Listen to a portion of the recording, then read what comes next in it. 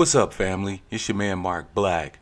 I wanted to do a little something to help y'all out, especially recently with all this bullshit fuckery going on various social media about black on black crime and all this other shit.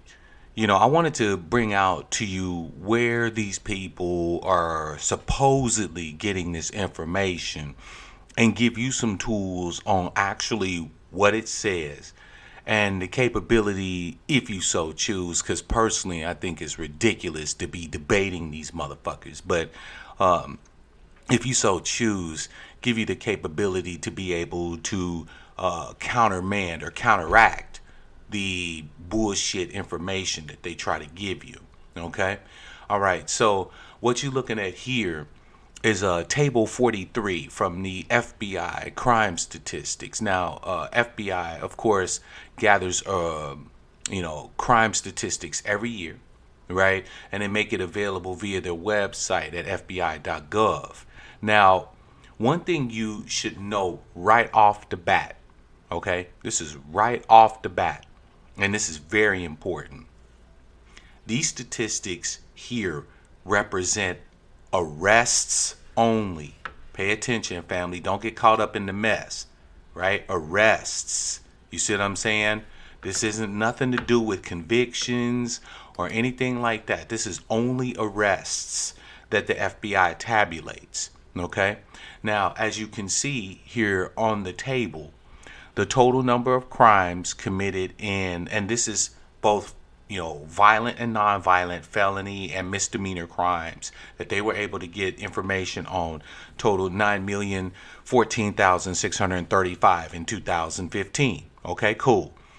Of which whites committed 6,214,197 and black folk or African American committed 2,549,655. Okay. So there's the numbers for 2015. This is for all arrests for crimes. You do have the various subsections here. I'll kind of scroll through this a little bit. Rape and robbery, right? Aggravated assault, burglary. Those things, rape, robbery, murder, non-negligent manslaughter, and aggravated assault are considered the violent crimes, right? As you can see here, they even break out the different crimes from violent crime versus property crime, other types of assaults, and so on and so forth. I would recommend that all of you visit their website here and take a look at this data. Now, as to whether or not this data is accurate or not, and again, that's table 43A, we don't know.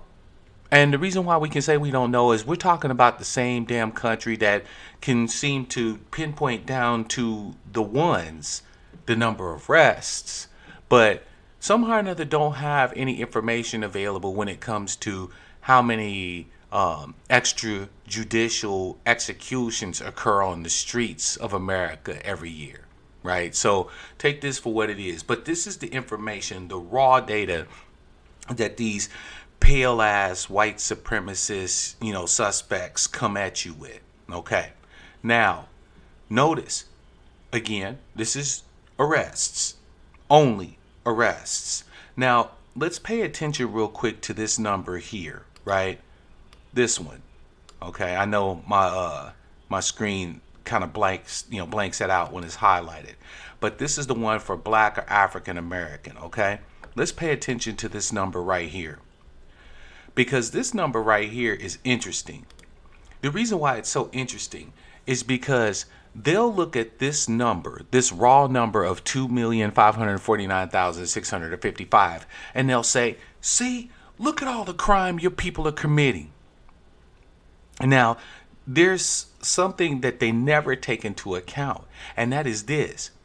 Let's assume, for the sake of argument, that these people were right, that each of these 2,500,000 and some odd, we'll say 2,500,000 crimes that were committed not by repeat offenders, right? Not by criminals, people who violate the law regularly, but by new offenders, right? So let's assume that this number here represents that each one of these crimes was committed by somebody unique in our community, man, woman, or child. Okay. Even if that were the case, if we rounded that up to 2,500,000, it still would not represent no more than 6% of our total population in this country, as measured by the last census, right? So they're trying to tell us that even, and again, this isn't taking into account the possibility that the vast majority of these arrests are from people who have been arrested repeatedly. Okay, this doesn't account for repeat offenses. This is just if we were to allow that each one of these crimes were somehow uniquely committed by one particular individual. That's not even 6% of our population. So they're trying to tell us that we're so filled with crime and black on black crime and black people are just criminals. When you look at the numbers, even if you was to argue for the worst case scenario, 94% of us aren't being arrested for crimes. We're just not committing the fucking crimes. Period. Point blank, the end. That's it. Right? So even if you were to accept this information, this data as valid, and on top of that, you were to make the assertion, which would be a completely stupid assertion, but if you even if you were able to make the assertion that each one of these crimes represented a unique individual committing those crimes, it still wouldn't be 6% of our population. Are y'all starting to get the picture? They try to make these numbers say so much, and they really don't say much at all. All they talk about on this particular table is arrests. Okay, now let's take a look here at some additional stuff that helps to flesh out how you're going to defend yourself against these goddamn racist bigots. Okay, let's go to the Bureau of Justice statistics, because if you notice, they'll quote the FBI statistics all day long, but they'll never come here and mention anything about the Bureau of Justice statistics. Okay, so the FBI tabulates raw data, but the Bureau of Justice statistics takes that data and collates it with other bits of information. Now, this page that I'm on here at bjs.gov discusses criminal cases, right? Specifically, convictions in criminal cases. Because never mind the fact that people are arrested, right? People can be arrested for just about any motherfucking thing, right? That doesn't mean that each of those cases are going to be adjudicated, right? Or go to trial, right? And even the ones that go to trial, right? You know, there's a lot of different factors that play a role. Now, here are some summary findings here from the Bureau of Justice statistics, okay? Now, these statistics here are as recent as 2006, okay? But crime has been on the downswing in this country for 30, 35, 40 years, right? No one disputes that. Crime is at an all-time low in America. All-time low. It has never been this low ever in the history of America. Okay, so with that being said, this data is recent as recent as 2006. In the nation's 75 largest counties, an estimated 58,100 defendants were charged with a felony offense in 2006. Okay, so that's just giving us some raw numbers there, all right? More than 3/4 of felony defendants had a prior arrest history, with 69% having multiple prior arrests. Again, even if we gave, for the sake of argument, that each one of those numbers in the previous table represented a unique crime committed by a unique individual, one individual, it would be bullshit, because the Bureau of Justice statistics state that more than 3/4 of felony defendants had a prior arrest history. In other words, these people are criminals. They commit multiple crimes and have been arrested multiple times for multiple crimes. 69% of them having multiple prior arrests. Okay, 58% of felony defendants in the nation's 75 largest counties were released prior to adjudication. 58%. So, okay, now it's time to do some math, family, and I need y'all to follow me on this one. So, let's round that 58% down to 50% just to make it easy enough for you, okay? Right? Because I'm not trying to strain your brain. Here we go. If you have 50,000 people that are arrested, right? That are arrested for a felony offense, half of those people are released prior to adjudication, prior to even going to trial. Okay? Right? And a third of the released defendants committed some form of pretrial misconduct. Okay? Pretrial misconduct essentially means that it's like basically a measure of recidivism, right? Or of their likelihood to commit another offense. So a third of those released prior to trial, right? About a third committed some form of pretrial misconduct. Maybe a misdemeanor or they had a parole violation. It doesn't say. But what it does say is that of those released, of the 58% released, about a third of the 58% committed something while they were released. Okay? So there you go. Now, here's something really important. Really important. Because this goes into what we've all been talking about the injustices in the criminal system. Okay? About 2/3 of felony defendants were eventually convicted.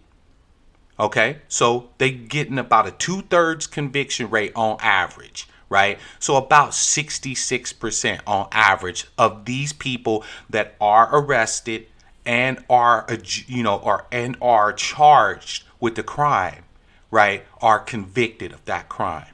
Now, here's the interesting part.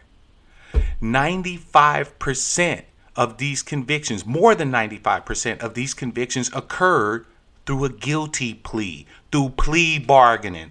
When them motherfuckers come at us and they are throwing multiple felonies at us and they're talking about that we're looking at anywhere from 25 to 35 to 40 years to life.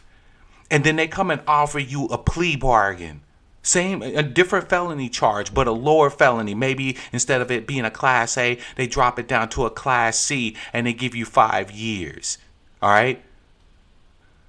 How many of y'all are going to turn down 5 years compared to 40 years if you take it to trial and it's adjudicated and you're found guilty? So 95% of the so-called convictions aren't even convictions at all. What they are is people pleading out and then going before the judge and then being sentenced. That's it. Okay? And the last summary finding was 70% of defendants convicted were incarcerated at a state prison or local jail. Okay, so we already know that, right? About 30% go to the feds, about 70% stay in state prison or a local jail. Okay, cool. So as you can see here, let's get the key points. The key points is that all of these crimes that they're saying we commit, which of course, even again, wouldn't even be close to 6% of our population, but we know it's not, because more than 3/4 of those crimes, if you were to extrapolate this data across the board, right, more than 3/4 of those people have a prior arrest history, right, and 69% of them have multiple prior arrests, right, meaning that it's basically the same group of us that they keep catching up in the system. Okay, there it is, right? And that, of course, is going to be the same no matter ethnicity, right? No matter if it's white folks, Asian folks, Latino folks, whatever the fuck. That's everybody, okay? And we also know that even after they're arrested, about 58% are released prior to trial. They just get released.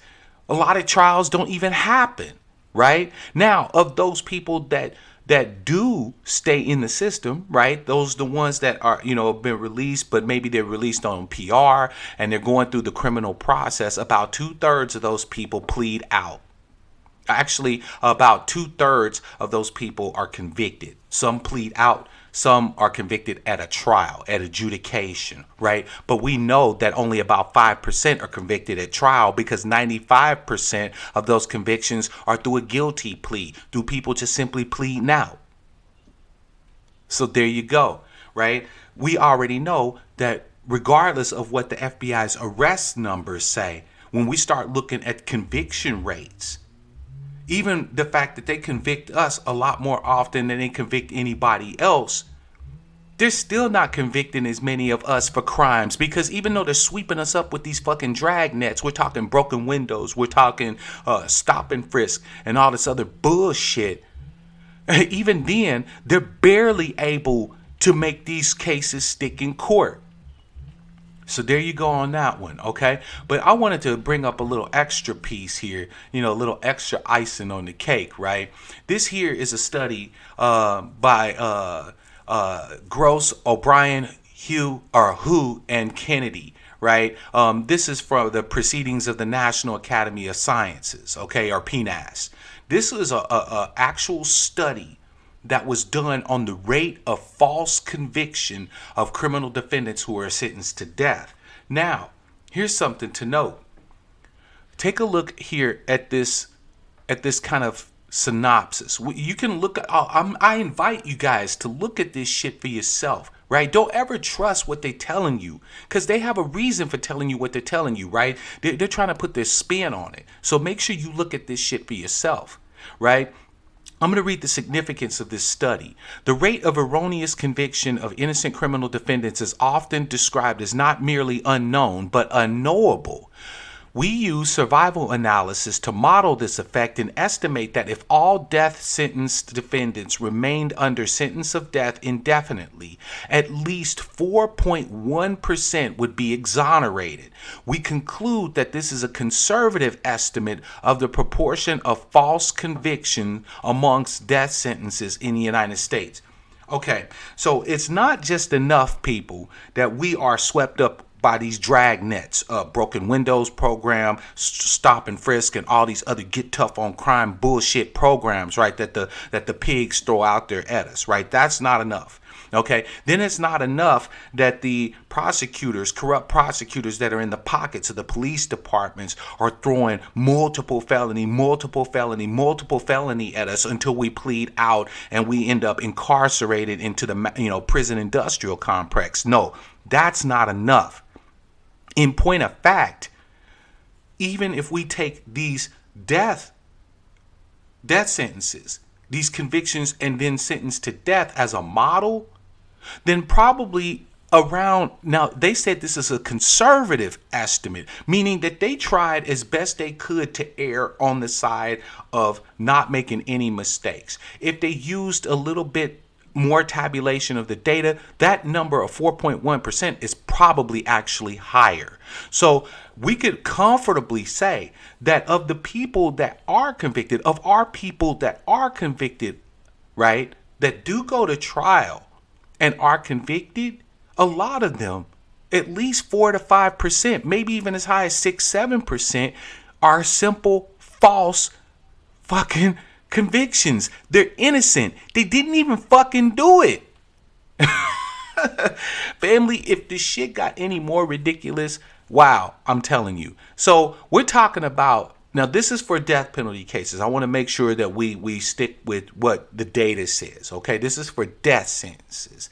But it's not difficult to extrapolate that across all other criminal activity, especially in light of the fact that you have harsh interrogation procedures like we discovered in Chicago. There was a place where they would just disappear people too, and when they came out, they were all of a sudden convicted as shit because they were in there getting tortured and beaten and abused and all of that to sign false confessions. We know about the different tactics they use, keeping, people awake for hours and hours and hours, and keeping them under fluorescent lights so their sleep cycle gets thrown off, and hammering them repeatedly over and over and again with interrogations and so on and so forth. I mean, none of this shit is new. So even if we're talking about conviction rates, right, we have to allot for the fact that certain number of these convictions are fucking false convictions. They're wrong.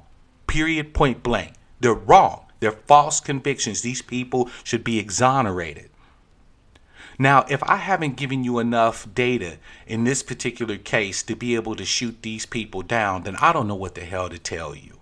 Because the fact is that all of this false narrative that they're trying to push on us about black on black crime is simply just bullshit, family. Look, we know we got problems in our community. Nobody knows that we have problems in our community more than we do, right? But we need to stop cooning, and we need to stop kowtowing, looking for justification and looking for support for our warped ass mental position about our own people from white folks.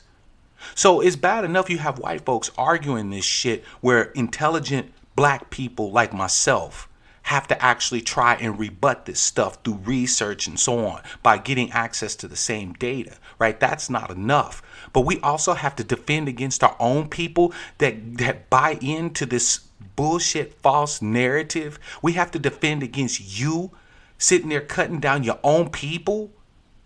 Yes, we have people who commit crimes. Yes, they should be dealt with. Yes, we need to stop the killing amongst each other. Yes, we need to unify as a people. None of these things are in any way a debate. But for any of you out there that think that the white folks is telling the truth about us when they talk about our rampant criminality, you need to check yourself, because I use the same damn data that they argue the same bullshit from to prove them wrong. And you could have done the same thing. Use your brains, family. This isn't chess. This is Go. They attack us in every area of people activity, okay? Economics, education, entertainment, labor, law, politics, religion, sex, and war. They are attacking us in every single area of people activity. It shouldn't even be surprising to you that they're trying to use this information here as justification for our murder in the streets. Family, this should not even be surprising to you. So now that you got the video here, don't get tripped up. Don't get caught up in the bullshit, okay? Play this video back, review the video, look at the resources for yourself. The FBI crime statistic tables, they tabulate them every year. The Bureau of Justice Statistics, visit their website. Look for studies that show rates of false convictions, that discusses torture and police brutality. They know what the problem is. If there's nothing else I can stress to you, we need to stop trying to convince white folks. We need to stop trying to argue and debate with pale people, because they are already aware of what's happening to us and they don't give a fuck. They don't care. They know it. They have the data right here. I found this data literally 7 minutes before I jumped on this video. It took 3 Google searches. Okay? The information is out there. They just don't give a fuck. So stop trying to convince them. Stop trying to argue with them and try to appeal to their better moral judgment. They ain't got no moral judgment that's better when it comes to ending white supremacy and racism. All it is greed and self-interest. And they will destroy and kill and fuck up and do harm to as many of us as they have to maintain it. There ain't no arguing with a people like that, family. So until the next time, it's your man Mark Black. Leave comments below. Follow me on my social media. You can find that on my main page on Twitter, Facebook, and so on and so forth. And until the next time, love, peace, prosperity, and power to my people.